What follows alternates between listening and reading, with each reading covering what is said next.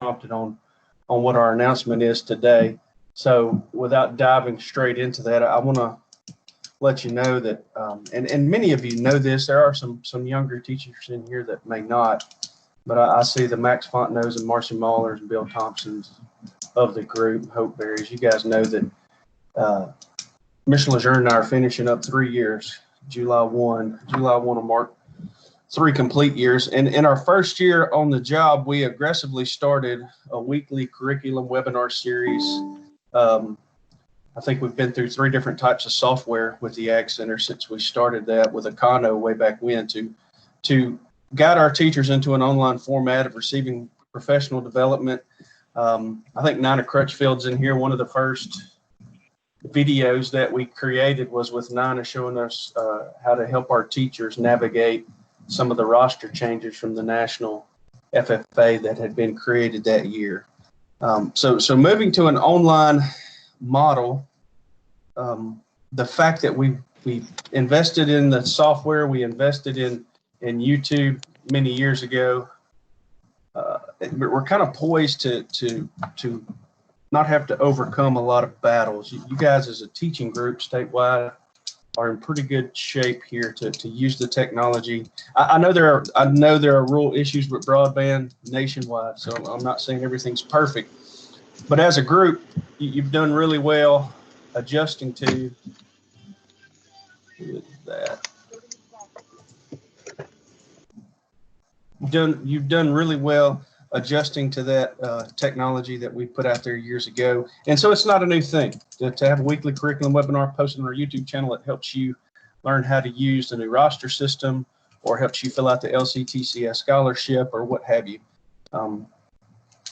It's not that big of a deal. So I feel confident moving our CDEs and our convention previously. I feel really confident from the job that Mr. Lejeune and his team did with state officer elections virtually that we're going to offer a first-class convention experience for our retiring officers, for our officers that'll be coming in, for all of our members who won awards, for our CDE state champions, both the ones that completed the year in person, and will become state champions through our virtual format. But it is official as of yesterday morning at about 10:30. We can't host a live convention in any format in late July or early August because of some of the constraints with the policy that we are currently guided by. And so we met with the executive committee yesterday and made them aware. We met with the CDE board I asked the CDE board to help me with some guidance, with a framework, with some guidelines, some protocols of how we can host online CDEs. Mechanics, we'll have to deal with some of the mechanic CDEs later, possibly when school starts back or when athletes start coming back to campus and are allowed to travel within the parish. Maybe that'll help us. Maybe that'll open the door for us to have some remote, some satellite locations where these events can take place, and we can count that as a state championship. It's not going to look the same. I'll be the first one to admit that it's not going to be normal. This is not the new normal. This is not. This is new. This is not normal. This won't be the way that we continue to conduct business for the rest of our careers. It'll be this way for a while, for a season or so, but this is not our new normal. But I'm really proud of the way you guys have adopted technology over the last several years, have not only been consumers, but have actually been participants. You know, I've called on many of you to host workshops online, and you've done that. Of course, you all know that I've called on you to host workshops in person at our FFA camp, and you've done that as well. FFA camp, we have sent requests. I noticed in the phase 2 guidelines of the governor that day camps are allowed, and I know that's a very localized thing. A day camp at a university is basically a daycare where folks can drop their kid off and he or she can go through a science day camp, and parents pick them up at the end of the day and go home. I know that's a very localized model. but we've asked and sent messages through the chain of command at the Ag Center, could we possibly host day camps to accommodate professional development for teachers, possibly area officer elections in a day camp model. We haven't gone down into the weeds with that yet. Obviously, state convention's a much bigger issue, but we are addressing the opportunity to host day camps near you, assuming that you would be allowed to travel. That's a big issue right now. We haven't got confirmation that you can even travel outside of your parish, and every parish is different. I was on the call this morning with a lot of your supervisors, and everybody has different localized policies in this era of COVID. As we reopen, it's just going to be different. So we're going to do what we can. We're going to try to accommodate as many students as we can. I'm steadfast. We've received on the data, and I want to thank you for that too. The data was very clear for convention and LATA that a lot of people are nervous about that gathering. A lot of parents are nervous about that gathering. And we'll appreciate your comments and your honesty that made the decision that we had to make yesterday at 10:30, having data to back it up. Say, look, 148 teachers, a third of them feel this way, and a third of them feel this way, and the other third feel this way on certain topics. Some of you, over 50% of you, felt a certain way about one of the items. So having that data helped guide our decision-making process. In the end, the Ag Center is not going to allow us to gather any Ag Center function. It's not allowing gatherings over 50 people throughout the month of August. That was the policy sent out Monday, and then we met as a staff with Dr. Burnett yesterday, and that brings us to where we currently are today. So I can't confirm a day camp model. I can't confirm how we will do area officer elections. I promise you that we will have some sort of area officer election, even if it has to be done in a remote format. But it's confirmed we'll be doing convention and CDEs in an online format. Looking with the afternoons pretty busy, but talking to the CD board, we're going to start hammering out some guidelines and hopefully produce a document in the next few days that'll give us some guidance on how we will deploy the practicums, how we will email the written exam, and the time, maybe some amendments to some of the time constraints per item, going from 30 seconds to a minute, what have you. That's the kind of guidance that I've had with him. I'll share with you that we have scholarships and opportunities for children's futures tied into these CDEs, and I don't want to deprive anyone. We saw loud and clear that some folks suggested on the survey that we should just cancel, pack it up, and call it a year and not even mess with the CDEs. And I hear that loud and clear on some of the comments. It's not the majority of the comments. The majority of folks say we should push through and host CDEs virtually. And I feel like we should do that as well, just because of the scholarship opportunities that are afforded to kids. And I'll share with you this: when I told, there was about 30 supervisors on the call this morning with the Department of Ed. And when I told them that we were canceling convention, the first question out of one of the supervisors' mouth was, how are our teachers going to meet the Bulletin 741 mandate that they go through 4 competitions this year? And that's when I had to let her know, look, we're having virtual CDE so that your teachers can meet their requirements. So it's another reason that I feel we should offer it to our students. I'm going to yield the floor to Mr. Lejeune. He has more details on how we will run the logistics of this. And of course, we'll stick around for any questions if you have some afterwards. Thank you, Dr. Smith.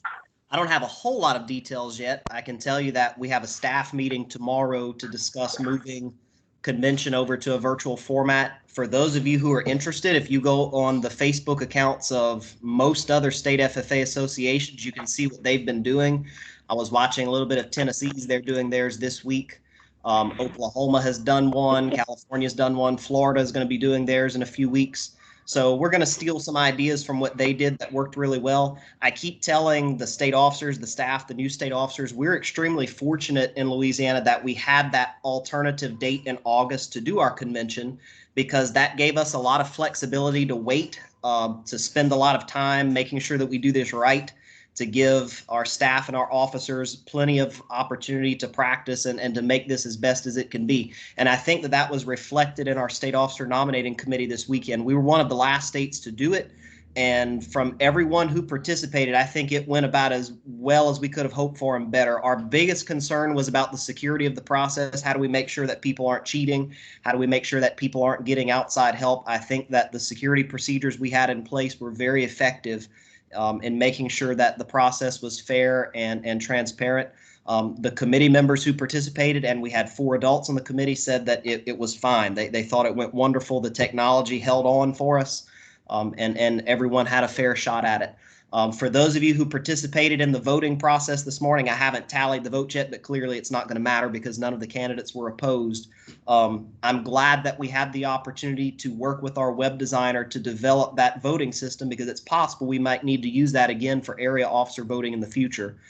So for those of you who voted, I'd be happy to hear your feedback, make sure that the system worked. For those of you who didn't register, make sure the next time we do it that you get your delegates registered so your students can have the opportunity to engage with the program also. Tomorrow night, the new state officer team that was just elected and the current state officer team are going to gather. We normally do this at state convention, so they're going to meet online tomorrow night, kind of passing over the torch for now. The 2020-21 state officer team, they're going to do their first national FFA training next week, but it's going to be done virtually, so we'll have to adapt to that also. I've got their supplies here at my house. We're going to overnight it to them today to make sure that they have it. Their first big assignment is going to be to figure out how to do a virtual camp in July. Dr. Smith talked about doing day camps. I'm hoping that at some point we can provide that sort of training, but if not, we're definitely going to have some option for student activity in the month of July. We're not going to let FFA just go away during the summertime until we can come back in August. So you're going to see a lot of releasing of award winners in June. We're going to be releasing proficiency award winners by June 15th and national chapter award winners by the 17th at the latest, so that those schools have an opportunity to improve their applications before we submit them to nationals, because those are due on August 1st. For the other awards that don't have national implications, we'll wait on those a little bit longer. The 1920 state officer team is now going to be held on for another 2 months, and we're going to work with them to give them the opportunity to design their virtual convention how they want it to be. We're going to give them a whole lot of flexibility since they were deprived of the opportunity to have a legitimate convention.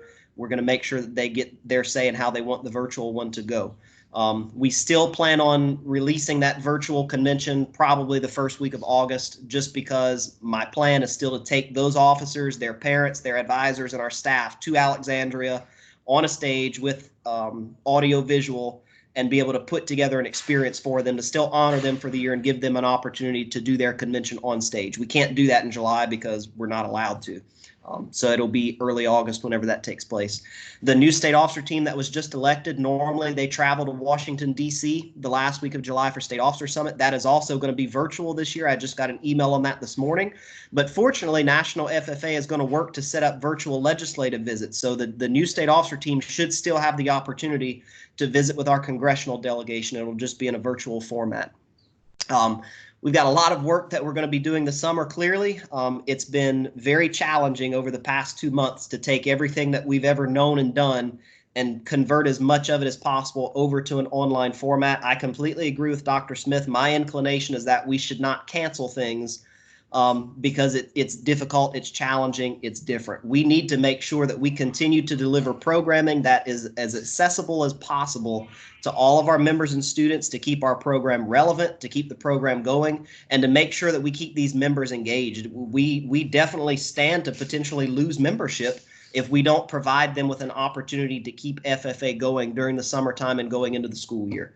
So to those of you who have adapted to the technology, thank you so much. For those of you who are still learning, please reach out to us. We'd be more than happy to help you out so that we can keep going with as many of these valuable programs as possible. We'll have more information released during the summer as we start to get these programs, as we get more clarity on them. But again, make sure you always know that we're here for you to help out with anything you need.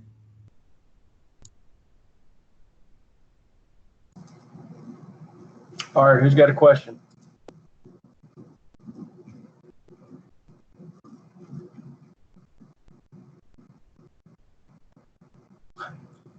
Dr. Smith, I think Nina is on the call with us also. Dr. Crutchfield, do you have any update from National FFA today?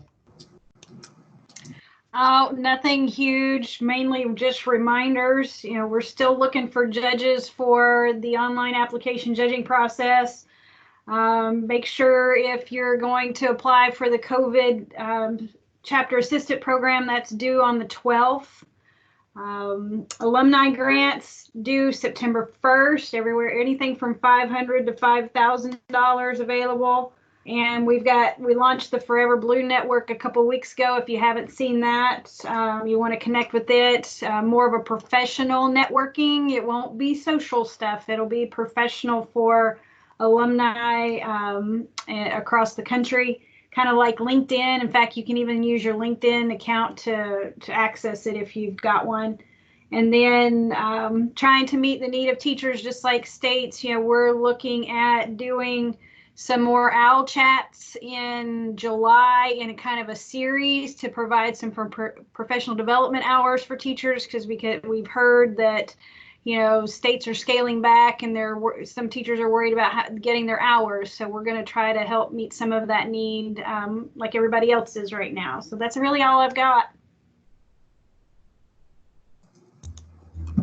Dr. Smith, I have gotten questions from some teachers about annual reports. Those are open now. You access them the same way as last year. Go to your FFA.org chapter profile, and you'll see that the annual report tab on the side.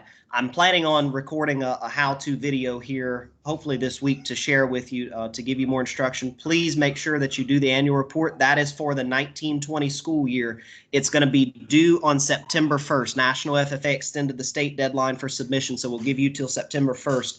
The big thing I'll tell you right now before I make the video, the critical thing that we normally miss out the data on is on the enrollment tab on the annual report. That's where we get the actual AGAT enrollment in our state. Please make sure you completely fill in that enrollment tab so that we get an accurate count. But I'll be sending you a video here the next few days. Excellent, thank you. I don't want to go down the rabbit hole of what next year is going to look like and remaining relevant and all the different credentials and opportunities coming up. We'll save that for LATA, right? I just want to focus on the task at hand right now is our summer programming, and we're going to bring it to you as best we can and continue the model of communication that we've had. You know, we'll send out a Sunday update, we'll send out a Wednesday update, and we will have these in-person meetings as necessary. We won't necessarily go back to doing them weekly, but we will use them when we need to communicate with our teachers. And if you ever need us, you know how to get in touch with us, you know how to call us, please do that. If you got folks in your district that need us and aren't willing to call, don't be afraid to call us on their behalf. We'll reach out and help folks any way that we can. Y'all have a safe week. If anybody has any questions, I'll hang out here for a minute. If not, have a great day and do everything you can to make your program as relevant to your community as possible.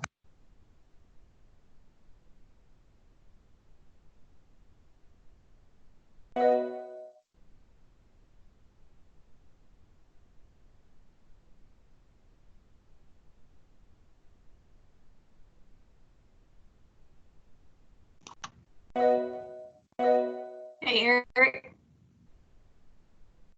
Hey, what's up? Hey, let everybody get off. I'm going to visit with you a second. Just call me. Okay, I can do that. All right, later.